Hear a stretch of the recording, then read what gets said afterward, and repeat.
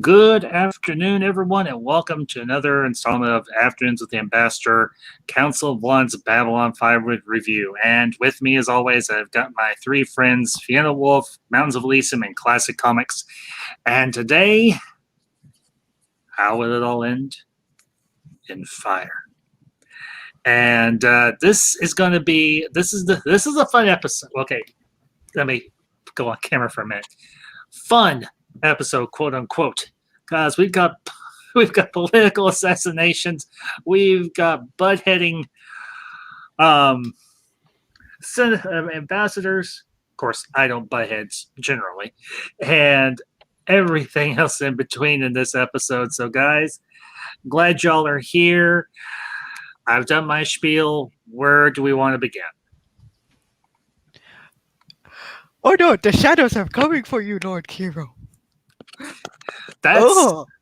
That's in a few. That's last season, Fiona. You're just a smidgen behind. No, it's okay, but no, this actually kind of ties into all that. True. Here it comes, more shadow shenanigans. Now, this is a huge episode, obviously. A big episode in the overall arc of the series, the Shadow War and everything. Mm-hmm. Very true. Very, very true. And I get a promotion at the end. Woohoo. Yes, you do. Yeah, you do, don't you? Because Elysium's avatar is Emperor Cartagia, and that fine young man that is thinks just like we do. Fine young man. Can you say quotes again? Can you say psychotic?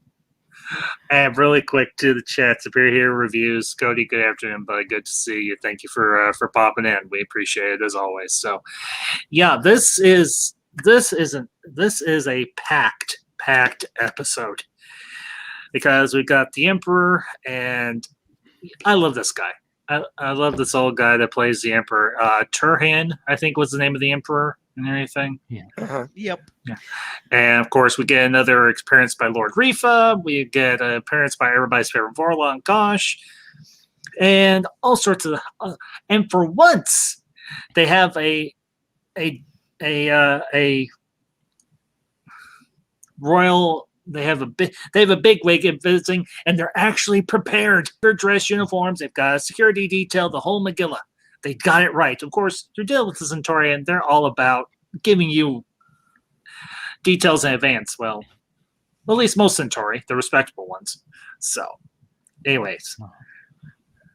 Oh, no, the biggest reason why I opened up with the Lord Kiro thing, because you get to see front and center a whole lot of problems with Centauri, like society and everything else that's going on behind the scenes. Mm-hmm. Yes. Because everybody was vying for that emperor seat in some way or another. And Cartagia is the perfect puppet for a certain lord. Lord Rifa. Yup. Oh my. Mm-hmm. And of course, we get this episode quite literally has everything. I mean, we get a very angry Shakar.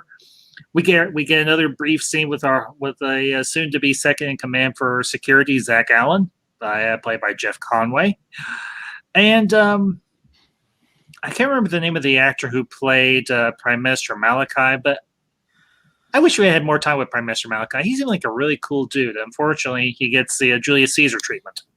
Oh, real quick though, I have the Amazon thing up right now. It says his name was Malachi Throne. Yeah. So they named him after the actual actor. And same with the Emperor. Emperor was Turan Bey. But I know it wasn't connected, but I only realized when I was reading through some notes, Malachi is a prophet from Irish past who talked about end times. So I know it wasn't intentional and it was the actor's actual name, but it kind of fits in. Well, and Malachi was a prophet from the Bible as well. So, fun fact for you biblically literate people and you biblically illiterate people. I am a surprising amount of both. One Grandma has taught me some Bible things, but two, I'm like, wait, does this interact with my wheelhouse? I see. Indeed. Well, guys, we've kind of we're like I said, I've done my spiel. Where do you want to begin on this? So, because there's a lot we can delve into on this episode. This is a very packed, a very dense, a very deep episode, and well, the Londo would be a good place. Sure, we can begin with Londo and Veer trying to be the voice of reason as always, and of course, Londo ignoring him like a blockhead. But Londo does actually comment on that at some point, saying, like, this worries you, doesn't it? And Veer's like, yes, it does. Oh. Yeah, Londo expresses misgivings, but he still goes through with everything. I'm sorry. No, I'm just saying, like, it kind of dovetails into eventually how they each rule as an emperor. Like, poor Londo took so many hits to help protect Veer, to make sure at least Veer ruling would end up healing the Centauri people. Yeah. And this is also a big episode involving the relationship between Londo and Jakar. Yes. I think this is one of the best performances that Andreas Katsoulis that he gives as Jakar in this series. It's just great. Yes, I agree wholeheartedly. Yeah, Andreas Katsoulis and Pierre Jurassic, and even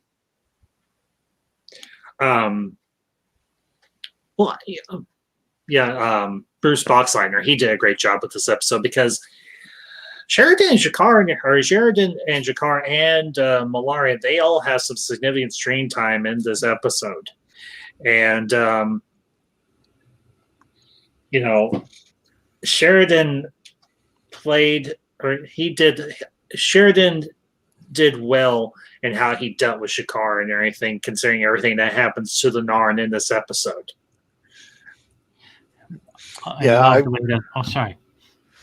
Sorry. I was going to say, I really like that opening scene between Sheridan and Jakar, where Jakar is furious that the Emperor is going to be coming to the station and wants Sheridan to, I guess, cancel it or forbid it or whatever.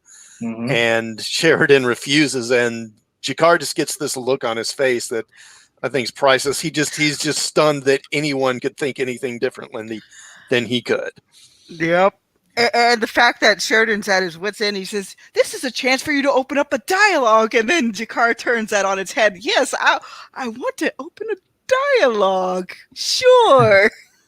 Mm-hmm. Well, and the great thing that Katsoulis was able to do with Jakar in this particular situation, you do empathize. You do understand where Jakar is coming from. You may not agree with his methods, but you do understand his motivation. You do understand his mindset. And I think that was something that Katsoulis did very well in portraying Jakar in this particular episode. I mean, he's going about this. He's gotten permission from his government, from the Kari. He has made out his last will and testament, essentially. He has, as he said, made his peace with the universe. He's ready to do this. He's ready to take that dagger and to plunge it into Turhan's heart, or wherever. Or hearts, technically, because I think, if I remember correctly, Centauri have two hearts. One cleanses the body, and then the other one does like the major pumping or something. Yeah. So, but that right there and everything, that was a great piece of acting on Andreas Katsoulis' part, because I think we've all, to one degree or another, been in a situation similar to that, where we realize that we have to take action, or we have to take a stance, and we have to act, and it might be in a way that might be contrary to what everybody else might believe, except for maybe a handful of people. And Shakar he has had his fill of what the Centauri have done to his people. And what he is doing for, and this is not meant as a pun, for the greater good. And he doesn't, but the thing is, on the flip side, he doesn't realize his Turhan's or the Emperor's real intentions for his visit to Babylon 5. And when Franklin comes to his quarters after the fact and tells him what the Emperor asked him to relay to Shakar, you see that conviction just completely turn. Not that he wasn't still convicted, but he finally has that revelation of, oh my gosh, I was almost going to do something really stupid, and somehow or another, for lack of a better term, divine intervention stepped in. And I think it was one of the most poignant when Franklin told him that basically the biggest tragedy was you couldn't see good in your enemy. You were so blinded by your own hatred, you weren't prepared to look for peace. You weren't prepared to look for something somebody could do to make things better. You were just looking and assumed your enemy was, as he said, only capable of murder and killing and pain. I can't remember what the exact quote was when he was talking about Londo. I thought your people are only capable of brutality and killing, but I'm wrong. Well, that and the Emperor, even when he was talking to Sheridan, he never really got a choice on a lot of matters, and he felt like this, telling Franklin all this was a legitimate choice that he could have, even though he collapsed before he could really make it. He at least had an avenue to where he could have somebody deliver the words and it wouldn't get polluted. Yes. And I'm glad you brought that whole concept of choice. Yeah. When the Emperor is talking with Sheridan there in one of the observation domes or anything that looks out into space, and he's like, I realize I have never made any choices throughout my entire life. And now that I look back on my life, I wonder what could have been. And I think we all go ahead, Classic, please. I'm sorry, I was just going to say that speech he gives in that scene is one of the best in the whole series. It's some of the best writing Straczynski did, I think. Yeah, well, what is the line? The past tempts us, the present confuses us, the future frightens us, and our lives.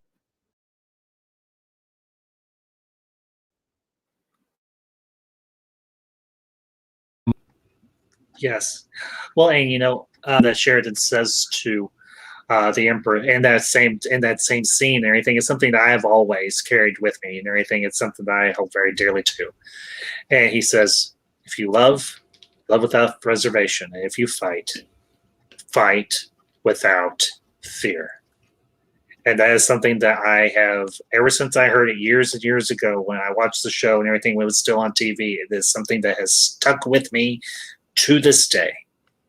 And while it isn't necessarily Christian, it has a very strong moral core to it. And I hold to that. And I think a lot of people, whether they've seen Babylon 5 or not, would agree with that sentiment. Love without reservation, fight without fear. And you will see that going forward through the series. Everything, because everybody that gets involved in the war with the Shadows and the war with Clark, particularly Sheridan and Marcus Cole.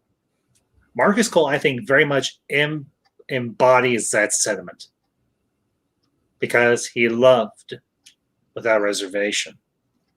And he fought without fear.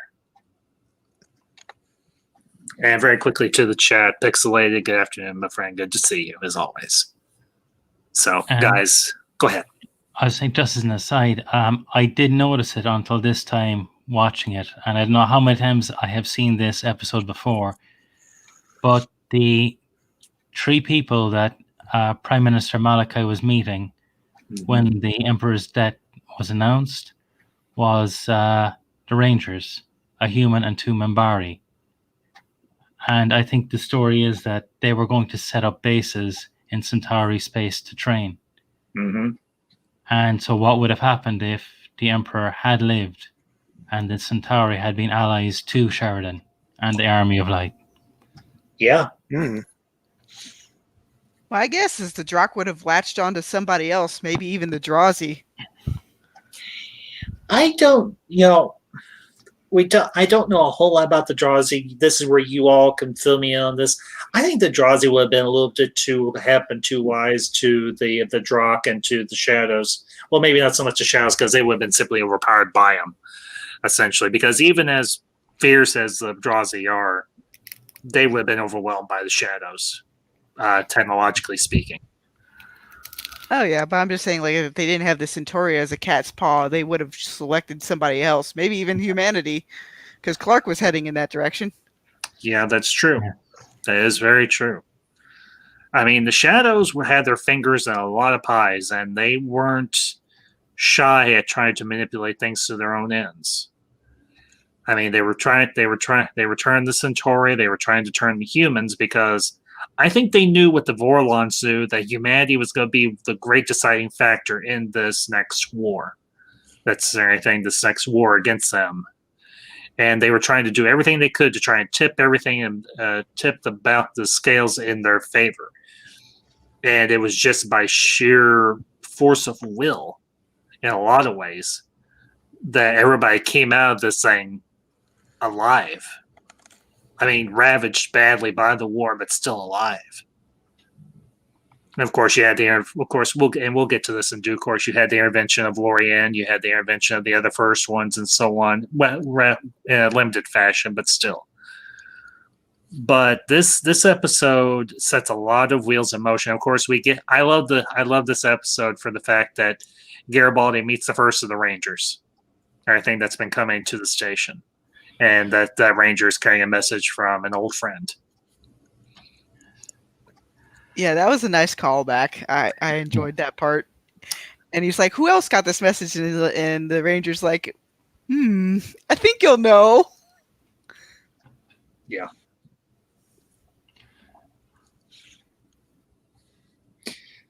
And, the really great thing about that interaction is, even though it's all done by a video that I guess Michael O'Hare was able to record and everything, or shoot and everything, and they you had that message to Garibaldi, and then of course you had at the very end when Garibaldi asks the Ranger, "Does anybody else know you here? Know that you're here?" And he's like, "Just one." And of course it's Until Zod Delin. Yeah. So, but well, what's something else you guys want to talk about with this episode?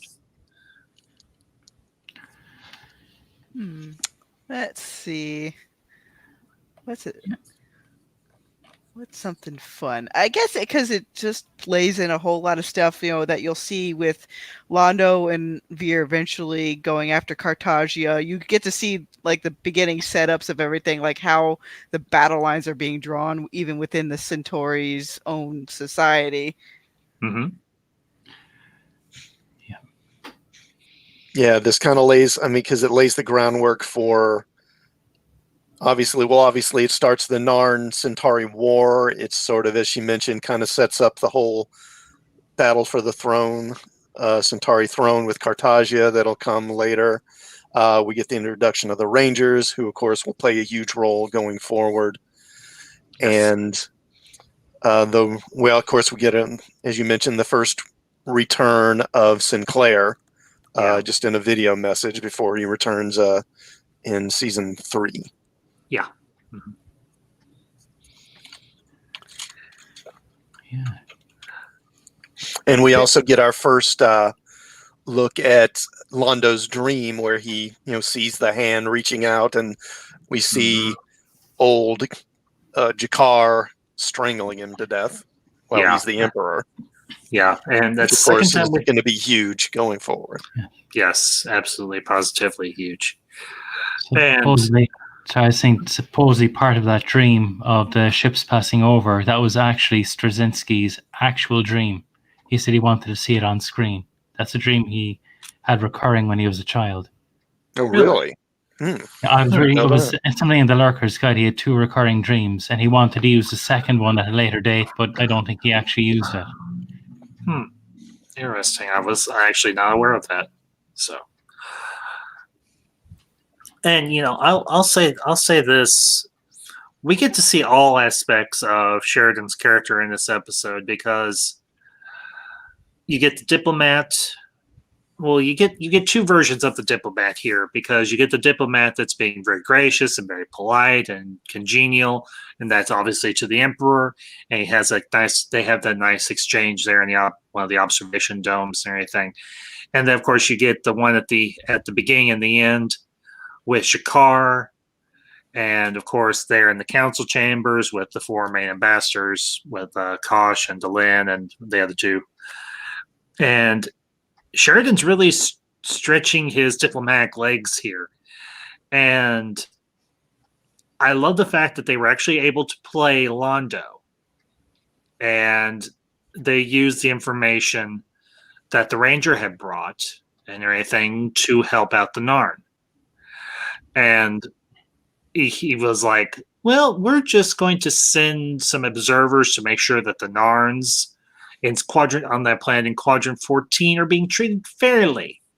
And he just kind of keeps turning the screws on Londo and turning them tighter and tighter until Londo's like, look, just we'll send everybody home. You don't need the observers, yada yada yada, and everything. What did you think of any of those particular parts with Sheridan? I liked his he never backed down with Jakar. He knows how to deal with people. That the Narn respect honesty and straight up. And he said that any part of what I said, was it unclear? Yes, I am going to let the Emperor land. He didn't back down, and that's something Jakar will remember going forward. He knows he can trust Sinclair because Sinclair was honest with him. Or sorry, Sheridan. Jeepers, I'm getting mixed up. I'm glad you didn't. No, don't worry. Even Sheridan made that mistake. This is Sinclair. What? But yeah, I liked how he talked Jakar down from going into Londo's quarters and straight out murdering him. It's like, it's not going to help your people by doing this, Ambassador. I also like the scene towards the end with the council meeting, where Sheridan wants to send the observers to take a look at the colony and basically try and find out what really went on. And it's also the beginning of a more adversarial relationship between Sheridan, well, really all the Earth crew people, and Londo, as he becomes increasingly really kind of the villain of the series. But I would almost say a reluctant villain, not just I will destroy Metropolis with a Destructo Ray type of villain. This is a guy who gets pushed towards being the villain, towards being the bad guy. He doesn't start off as the bad guy. And that's something that I really enjoyed about Londo's story arc throughout the series. I think. Oh, sorry, Fiona. No, I'm just saying, like, I don't really see Londo as a villain. More like that one saying he said in season 4 where, Mr. Morden played him like a violin.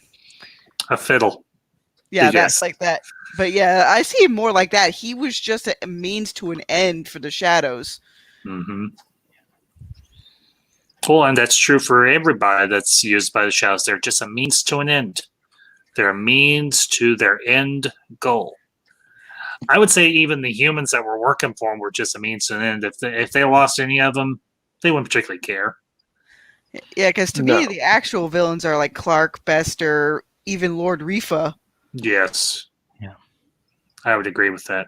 Well, and that's the great thing about this series. Yeah, you do have your great, big, scary, big, bad villains, but then you have the other villains who have been manipulated, or have allowed themselves to be manipulated. Just depends on. I mean, Londo knows what he's doing. Well, it's something Go ahead, Elysium, please. I think that's part of the tragedy. It's something that Garibaldi says in a later episode where he says, "Have you looked into Londo's eyes?" Where they were saying we're scared of him. He said, "No, he's terrified. Londo knows what he's doing, and if he lets Rifa or anyone else do it, he knows how bad it could be. So he's decided to act because he thinks he could bring this the best outcome for the Centauri." And I don't believe he believes in wanting to wipe out the Narn. He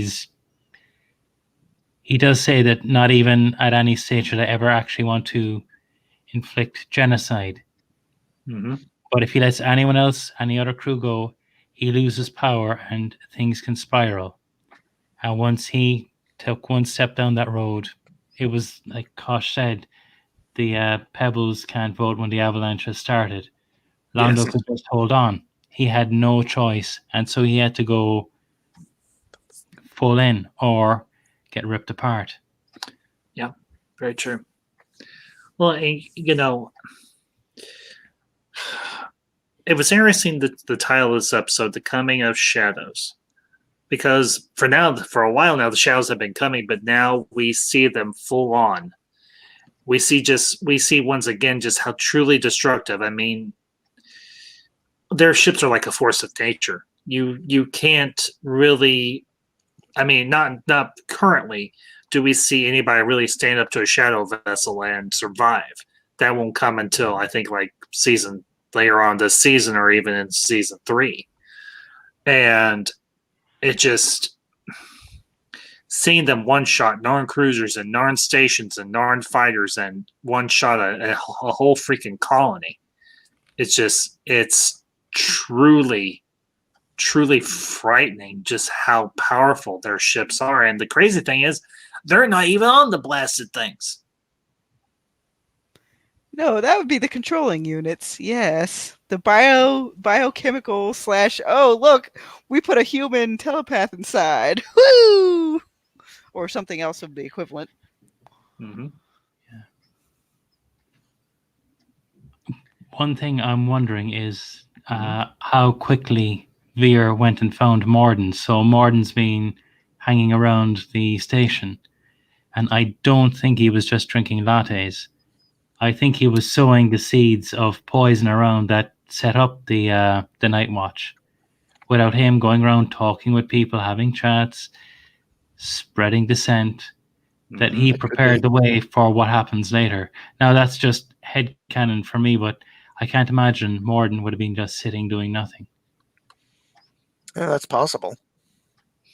Yeah, I would wholeheartedly agree with that for the simple fact that you don't need to see that interaction between Veer and Morden to know Morden's gonna put out the word to his masters and say, "It's our time to go blow stuff up," and pretty much the Centauri and everything get implicated because, well, Londo's like working with Rifa, like, "Ooh, this is our chance. This is our chance. We can get them here. We can really start flexing our muscles and show the galaxy, that we're back in power. We're kicking ass again." And if they just had not sent those ships, imagine what could have happened. I mean, I know that's a big what if, but imagine if Londo and Rifa hadn't sent those Centauri ships to that planet or to that colony in Quadrant 14.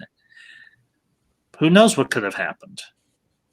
Maybe the Narn would have just kept on searching, trying to figure out what was going on, and it may have just been a rabbit hole. But that's a what if. I don't know. What do y'all think? Could that have changed the course of anything if they hadn't those Centauri cruisers hadn't been sent to that colony? It probably would have delayed the start of the war, but probably not by much because those two sides were itching to punch each other.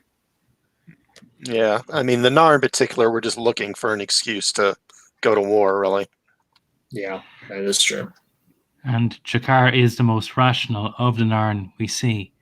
And he was, like Franklin said, he was unprepared to look for the good in the Centauri. So, and there's far more peppery members of that race than Jakar. Well, So yeah, that would have gone. That would have ended in, as Kosh said, in fire. Yeah. That and the Narn don't really look for good in the Centauri either. Not usually. I mean, Veer was trying to apologize, and at one point, Jakar slits his hand and says "dead," dead and all. Like, oh, it's like shit. Yeah. Well, and, this is something we kind of touched on, but I won't mind coming back around to it. It's sad that we oftentimes look at certain people or certain groups of people and instantaneously paint them with a broad brush because of something that was done by that group or certain members of that group in the past. And that's very true here, because Jakar, for so long, him and the other Narn, they have been victims. They have been victimized. They have their planet have been victimized and destroyed by the Centauri, and their reason is painted by nothing but anger and vengeance and hate. And I don't want to get in, I don't want to go down a political rabbit hole here, but unfortunately, we see similar things going on currently in the real world.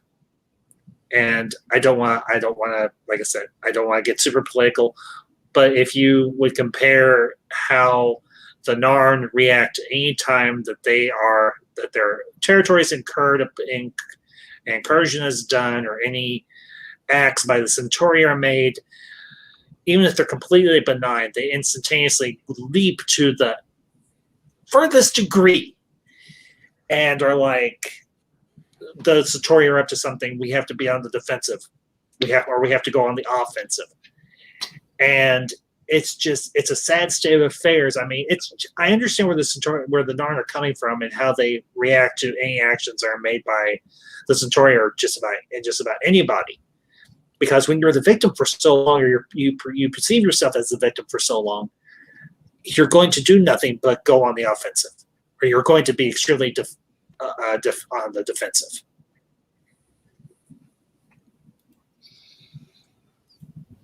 Yeah, well, yeah, but at least this show does it in a way where it's not like keying into this is like a particular allegory to like Civil War or the Civil Rights Movement or something like that. He just pulls in themes that are kind of like timeless. Yes, very true. Yeah, watching the show again and looking at the writing on this show and comparing it to what's on most shows today, it's just kind of like, yeah, what happened? Most shows nowadays, they might be relevant for like a year, and then it's like now they're outraged about something else. Like, what? Okay. One thing this showed, and I think it was mentioned, that where they do soapboxes for hate peddlers, people who push just utter hatred. And in most cases, they'll give reasons on both sides. Why does somebody feel the way they do? The Narn have been, and like I'm just going back to my own history. In our country, there was, for 800 years, there was an occupation. It was good points, bad points, and I do remember my history teacher said, before you criticize those who occupied, remember, we did on a worse job. So I was lucky I had good history teacher. Yes. However, that pain was in my grandparents' generation, passed on. And so you can feel, like I feel a lot of empathy with the Narn, but divorced from the moment, I can see, hang on, the Centauri, there's good people there too. You cannot just paint everyone with the same brush. Yeah, that's very true. I remember there's a TV movie that was done back in the 90s. I think I might have mentioned it in passing here or there. It's on the Battle of Gettysburg. And funny thing, Kevin Conway, I think his name is, who actually played Kahless in Star Trek TNG. He plays a federal soldier, and he makes a comment and everything during that miniseries. Anyone who judges the group by, I think I'm trying to remember exactly how he said it. Anyone who judges the group is a peewit. You take a person as they are, person by person. And unfortunately, we don't, except for maybe Veer and maybe Malari's wives and maybe the one of the Emperor's wives or anything that'll come to visit. We don't see too many Centauri who act very altruistically very often, if at all. I mean, I'm not saying that all Centauri are bad people. Far from it. I would imagine there was a time when the Centauri were actually might have been a decent race. But you've got a lot of bad representation on their end, unfortunately. Oh, and there's still a couple other good ones, like Ursa Jaro. You know, when he pops in, he sacrificed everything to make sure his family stays safe. I think it's just because they had to kind of set up, like, yeah, we got to take out the Emperor kind of setup. Because in the books, when Veer's getting his people together to help, take out the Drakh from their planet, there's a whole lot of good Centauri that you just don't, they're just not really named. Yeah, I would agree with that. Well, and even when... Go ahead, Lysium, please. No, go ahead. I think for the Centauri, I think it's the problem with Station. Their society is built on looks, appearances, so it almost pushes people to be nasty, even though there are really good people, like Fiona said. Later, Londo gets thousands of people to stay behind on the island to give the shadows the appearance of normalcy before he blows them to bits. Yeah. Yeah, Londo, back in the first season, I forget which episode, but he has a scene where he talks about duty and how Centauri are always on duty and they're, dedicated to their various duties to the Empire, to their families, and et cetera, et cetera. I think that was the episode with the two young people, the War Prayer. Yeah. With the young Centauri couple. Right. I think the two kids. I think one of them was Veer's cousin or something like that. I think that's the episode. Yeah, I think the young man was his cousin. Yeah, I think so.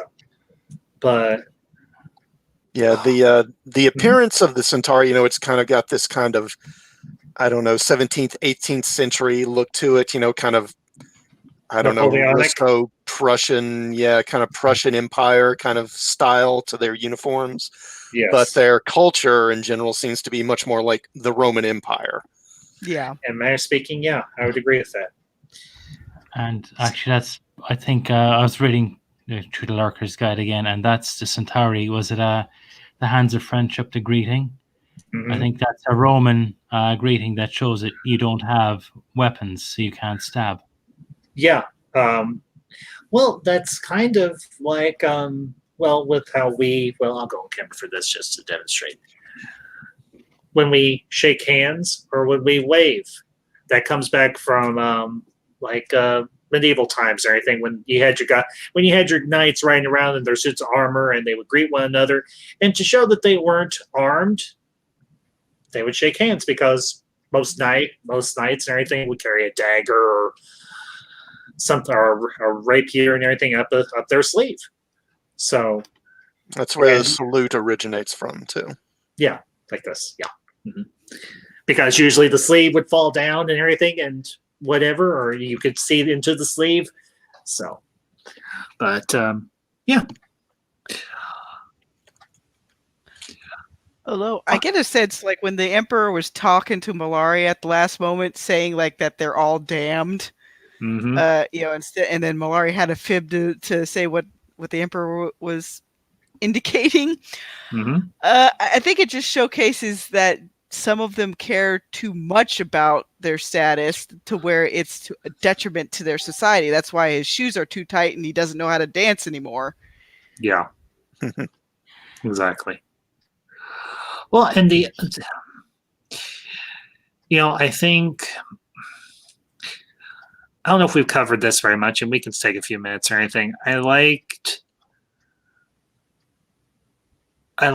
what the Emperor said to Sheridan.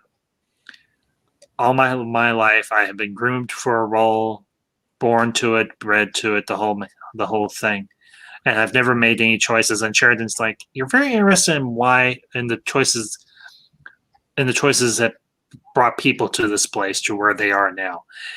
And honestly, I really enjoyed that particular part because I think that's something that speaks to all of us, because we all make choices throughout the course of our lives that bring us to the various points where we're at. And you look at you, I think it was a very humanizing moment for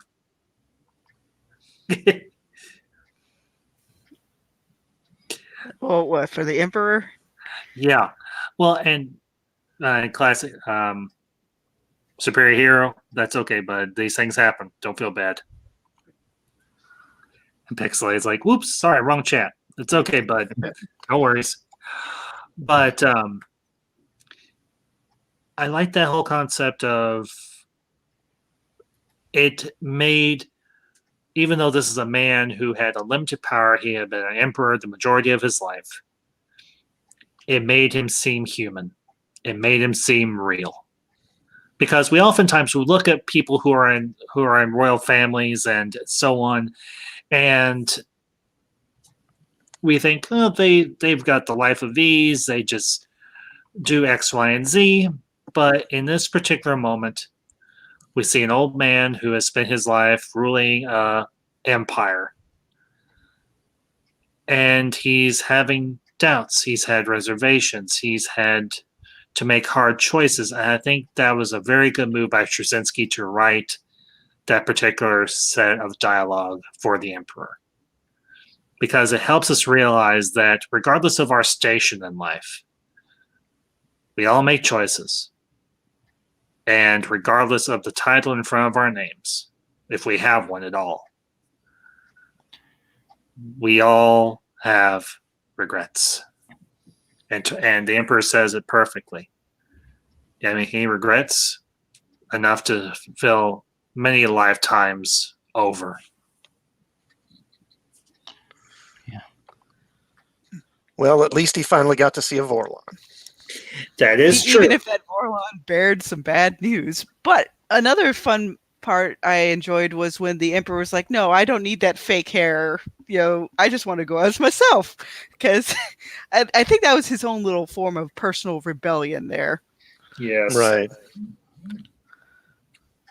Well, it's interesting because it, in a subtle way, it kind of gives you the signal that he feels kind of trapped in his situation, in his role, and he'd rather be somewhere else, doing something else. Yes, and very quickly to the chat, a face I have not seen in quite a while. Bird of Prey 5, good afternoon, and Kapla to you as well, sir. Hope you are doing well. Thank you for popping in.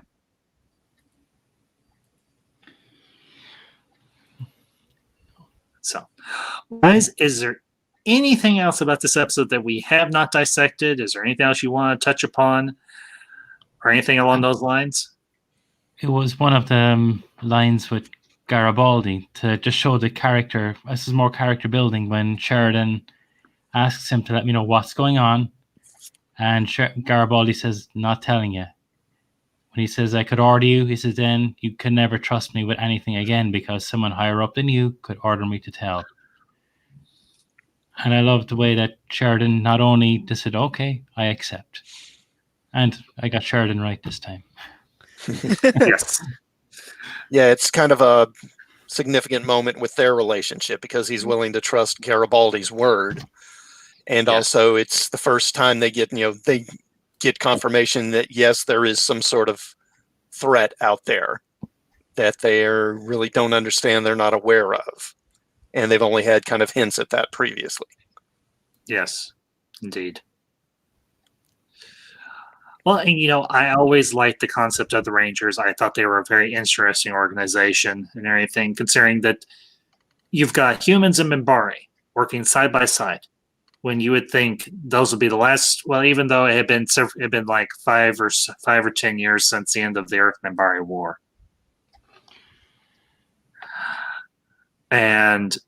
but you see, you get this impression that this is a group that is been pulled together for a common goal, for a common cause, and they're following the leadership of a person that they implicitly trust, and that of course is Sinclair, or as we will call him later, until Valen.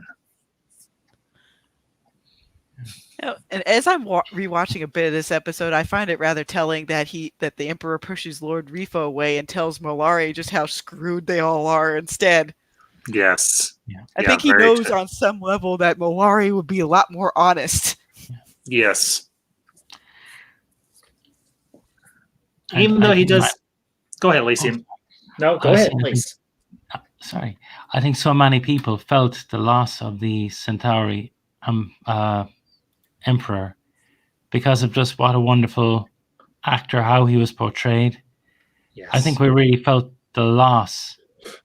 And coupled on top of that Jakar feeling the love for the man, saying, you know what? It's a start. There's so much has gone on, but this is a start that could bring friendship. And I may even drink to you one day, Molari. Mm-hmm. I think that is just with the loss of the Emperor, and that he was able to touch Jakar and offer a toast to his enemy. I think I really felt the loss in this episode. I'm going, wow, this hits. Yeah, well, that's really one of the things that plays up the tragedy of Londo's character.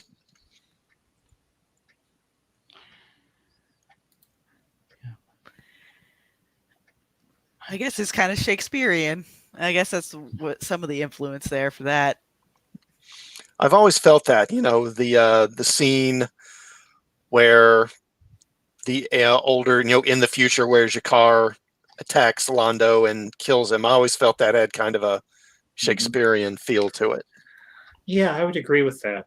Yeah, because it has that very dark, tragic quality to it for the simple fact that it all could have been avoided. In a matter of speaking, it could have been avoided, but unfortunately, because of choices, that's where it brought Londo and Jakar. Some choices that were made by themselves and choices that were beyond their control to make. And I know we don't see it now, but later, I do believe Jakar never kills Molari out of malice. No. It's more out of duty. I think he genuinely sees a friend. He knows what's going on. Yeah, I think that's a terrible tragedy. Yeah, and that's one of the great sort of narrative twists they give you, because when you see this flashback, you assume this is a scene of Jakar taking vengeance on Londo. But then when you get to see the actual scene, you realize it's not that situation at all, really. No. It's more of a scene of one friend ending the suffering of another friend. I mean, these are people that have been able to make peace with one another, even in some small part. And, it's so deeply heartbreaking when you see that scene where they're down there in the Zocalo or whatever, and they're having that drink, and you see the expression on Londo's face, and he realizes this is going to end badly. Yeah, his kind of chagrin and kind of almost hesitance to accept the toast and all that. He plays it really well. And it becomes even more poignant when we see them drinking again at the end of the occupation, when Londo is trying to get Jakar to sign up to the Interstellar Alliance. Yeah. And Jakar says, I'll sign, but not on the same page. That gives that scene so much more power. Not that it didn't lack it already. Yeah, very, very true. So, well, guys, if I think we've pretty well dissected this one down to its atom, so we're gonna go ahead and wrap up here and everything, and we'll do plugs as always or anything for our channels, and then we'll close out. So, I yield the floor. All right. Well, I am just one Florida woman on YouTube talking about books every once in a while and writing a superhero space opera. Whee!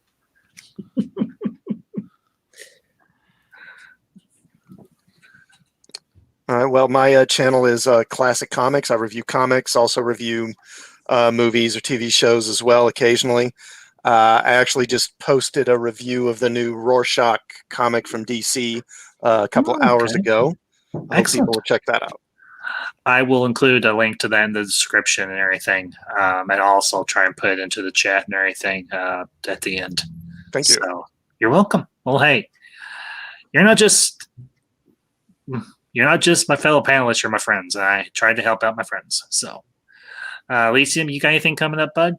Yeah, at the moment I'm running a poll on Twitter to see, pardon me, which is the best way to read the Chronicles of Narnia, in chronological or in publication order.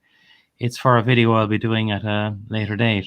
I hope to be delving into the Chronicles of Narnia, into the books, maybe into the films. I haven't really seen them. I've seen the first one, but the second two I've only seen once. But doing the research at the moment, and so if you can check me out on Twitter and leave either a vote on that poll, that would really help me out.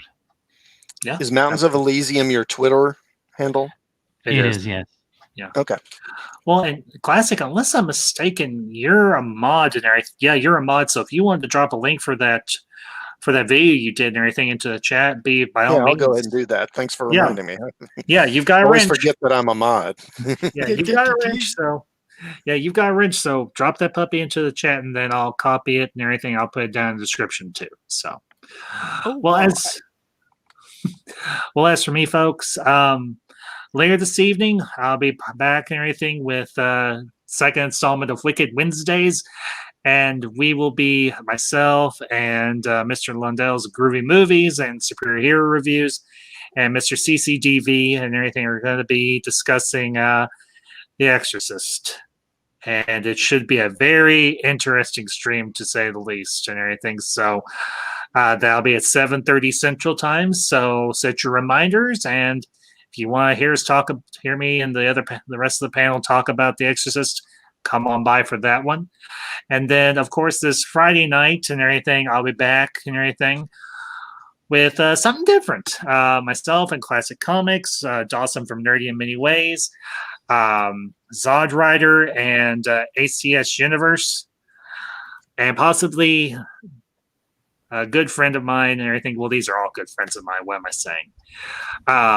Enosh Fett from Poindexter Lounge. We're going to be doing something different. We're going to be talking about the Battle of the Rogues, and we're going to be talking about who would win an all-out battle royale between two great rogues galleries, that being of the Batman and the Spider-Man. So, and that'll be at 7 p.m. Central Time. So I'll be tweeting that out during the week. I'll be putting it over on Instagram. So hope you'll be come over and check that out as well. And then, unfortunately, for those of you who are following me on it's probably going to be next week before I get part 4 of my Star Wars fan fiction finished. So it won't be this week, but it'll definitely be next week.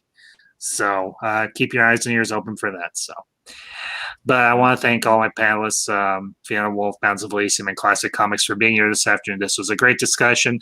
I want to thank everybody who was in the chat. I know Superhero Reviews was here, Bird of Prey 5.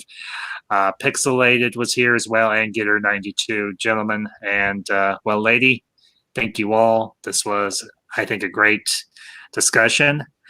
Y'all have a great day or evening wherever you're at, and I will see you later this evening. And until next time, this is the Ambassadors signing off.